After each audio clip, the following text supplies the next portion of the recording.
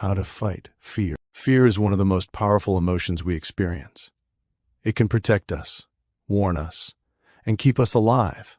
But at the same time, it can control us, limit us, and stop us from becoming who we want to be. The truth is, fear never really disappears.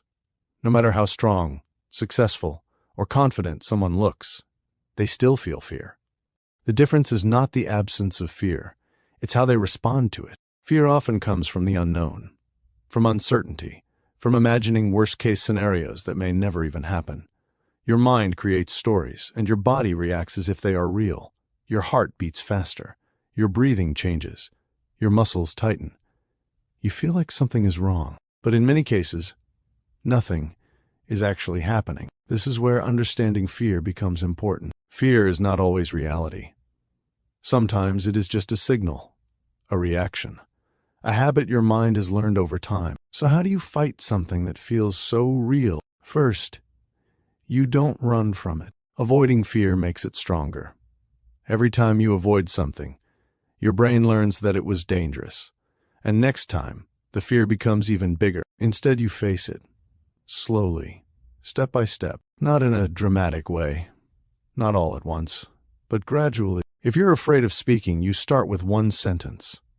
If you're afraid of people, you start with one interaction. If you're afraid of failure, you allow yourself to try.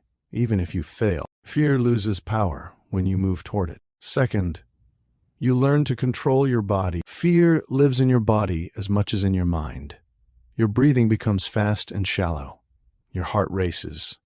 Your muscles tighten. So you slow it down. Take a deep breath. Hold it for a moment.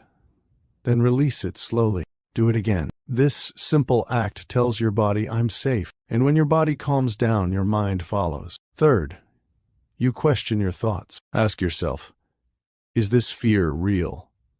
What is the worst that can actually happen?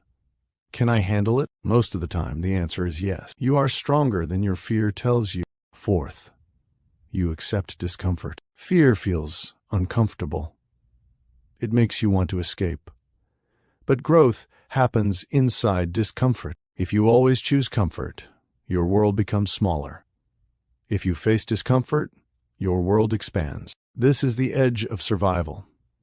Not in the physical sense, but in your mind. You stand between staying safe and moving forward. And every time you choose to move forward, even just a little, you become stronger. Fifth, you build trust in yourself. Confidence is not something you are born with. It is built through action. Every small step matters. Every time you face fear and survive, your brain learns something new. I can do this. Over time, fear doesn't disappear, but it becomes quieter. You start to recognize it. You understand it. And instead of stopping you, it becomes something you move through. But there is one more thing. You don't have to fight fear like an enemy. Sometimes, fear is just a part of you trying to protect you. A part that doesn't fully understand the situation. So instead of fighting it, you can acknowledge it. I feel fear, but I'm still moving forward. That is real strength. Because courage is not the absence of fear. Courage is action despite fear. And every time you choose action, you step further away from being controlled by it. You begin to live, not just avoid. So if you feel fear right now, don't run. Pause, breathe, look at it, and take one small step forward. That step is enough. Because on the edge of fear is where your growth begins.